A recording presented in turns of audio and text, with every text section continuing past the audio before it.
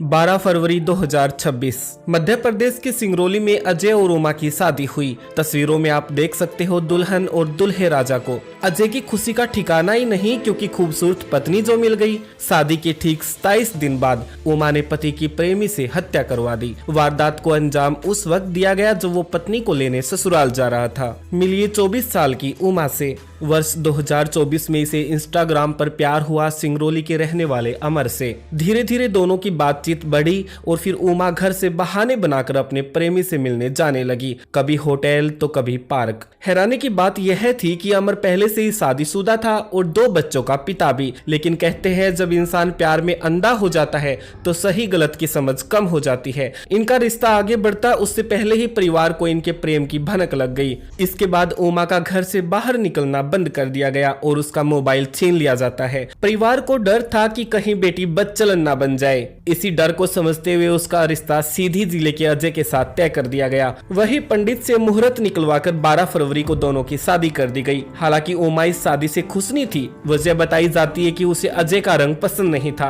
क्योंकि अजय सांवले रंग का था। लेकिन परिवार के दबाव में उसने शादी स्वीकार कर ली।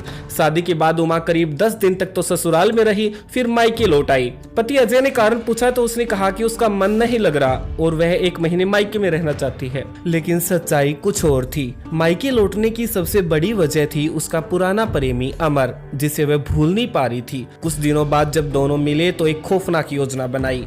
योजना यह थी कि उमा अपने पति अजय को मायके बुलाएगी और रास्ते में किसी तरह से उसे खत्म कर दिया जाए। प्लान के मुताबिक 6 मार्च की शाम उमा ने अजय को फोन करके कहा कि वो अगले दिन उसे लेने आ जाए। पत्नी की बात सुनकर अजय बेहद खुश हुआ। 7 मार्च की सुबह करीब 9 बजे वह बाइक लेकर ससुराल की ओर निकल पड़ा। लेकिन उसे क्या पता था कि यह सफर उसकी जिंदगी का आखिरी सफर साबित होने वाला है। अजय अभी रजनिया कटरा जंगल के पास पहुंचा ही था कि अचानक उसके सामने एक कार आकर रुकी। कार से उतरे अमर और उसका दोस्त चंदन। सबसे पहले दोनों ने अजय की पिटाई शुरू कर दी। अजय ने कारण पूछने की कोशिश की, लेकिन तभी कार से कपड़ा निकालकर उसका गला दबा दिया गया। कुछ ही देर में अजय की मौत हो चुकी थी। हत्या को हादसा दिखाने के लिए उसके सिर पर पत्थर से कई वार किए गए और फिर उसकी बाइक शव के ऊपर डाल दी गई ताकि मामला दुर्घटना का लगे।